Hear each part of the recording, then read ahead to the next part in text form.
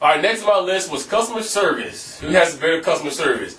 EA or Red Octane? Okay, as you probably already know, even though Harmonix and Activision is making these games, they have other companies that does their customer service and other things for them.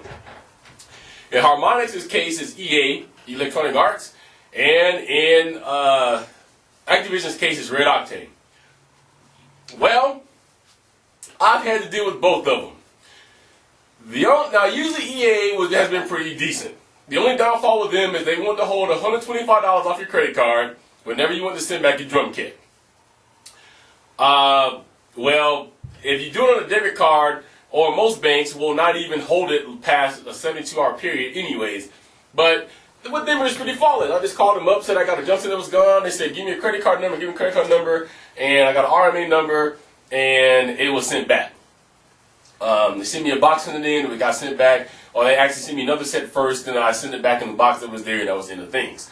Didn't take longer than 5 days to get the box or to get my new set, and it was good to go. However, Red Octane ain't that cool. And let me tell you why that is. Now, as you guys already knew, there was drum sensitivity issues, so Activision's answer to that was a sensitivity kit, which made my whole statement right about when I said that these drums are probably built with real drum piazzos. The only way you can do that, and it was.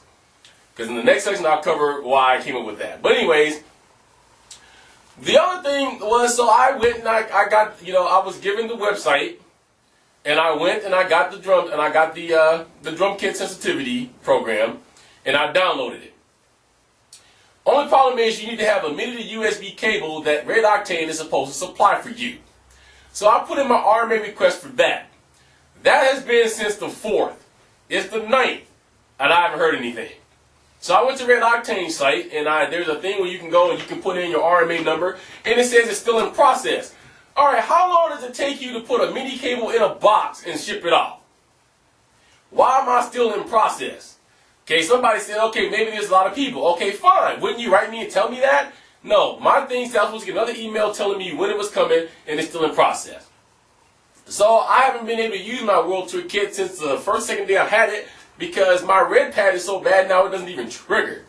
So my only other option is to go and spend $40 to buy a USB to MIDI cable. I refuse to do that. I will use my Ion kit to the end of time. I'm not spending any more money on Guitar Hero World Tour kits. Especially if their custom can't even get back to me. I've done that once at Rock Band. I'm not doing it again. I got enough sets, and one set works for everything. I'm happy with that. But Red Octane's customer service, in my opinion, is bad. I don't know if anybody else is out there waiting for this particular cable to come in, but since the 4th, it's the 9th. Was that 5 days? And I still have heard nothing. Okay. So, and you can't call them. See, with EA, there's a number you can call them. There's a number, and I called, but it just rolls me back to where I was at. Okay, if you hit this button and this is what you need, and this is what you need, I've never gotten a live person yet to me right back to the same point that I'm at. Because when I can talk to a live person, maybe I can get this handled. So EA customer service is a little bit better off than Red Octane's, in my opinion. Alright, briefly we'll cover over, which I think I did already, but we can go over one more time, which drum kits work. Like I said, I had made the thing of, I think that this was real drum piazzos in here. This is the reason why your Omega pedals, your Rock pedals, the Destroyer pedals, the Value pedals, the MK2 pedals, this is why they do not work in Guitar Hero World Tour drum kit. Guitar Hero World Tour drum kit is made completely of professional E-drum piazzos. To the point that all I had to do was throw an adapter on my KD8, plug it directly into the drum kit, and it works.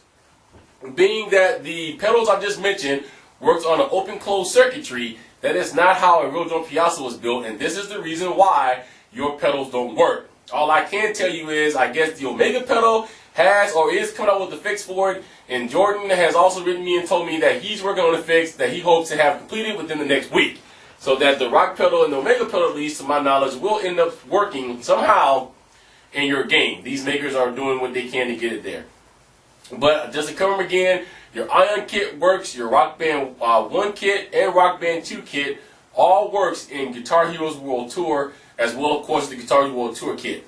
Also, if you have any other interfaces, I'm believing at this time, like the J5 box, I have seen that the J5 box does also work, because it is in the same interface as that. In some cases, from what I've seen too, it may even split it off into a 6-set kit.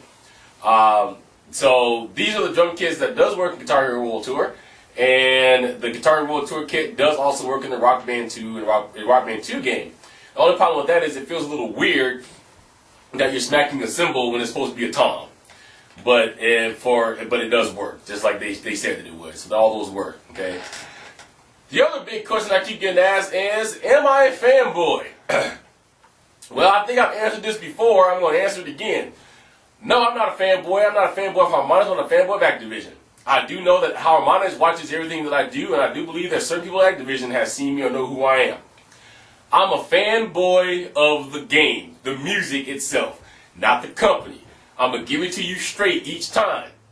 If you feel like that I'm not giving Activision enough kudos, I'm sorry.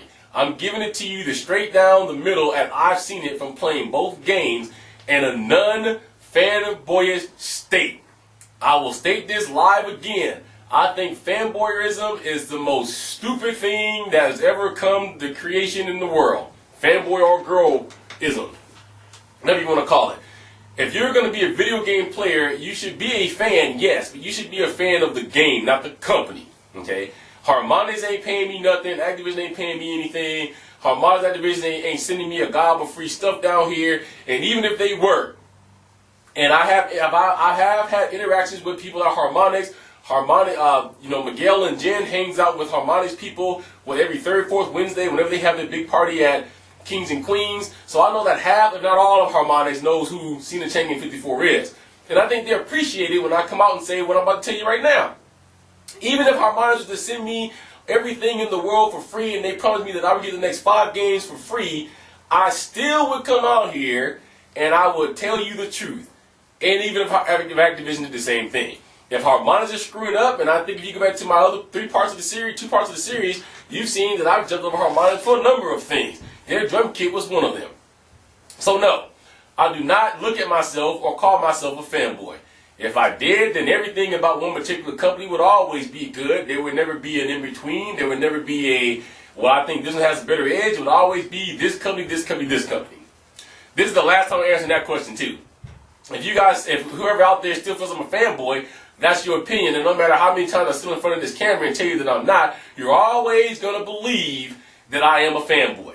But for those of you who truly know me and who's been following me since I began this journey in March of this year, you guys know exactly who I am. You guys know exactly what I stand for. And you guys know exactly that when I come to you guys, I'm coming to you completely 100% unbiased and not in a fanboy state.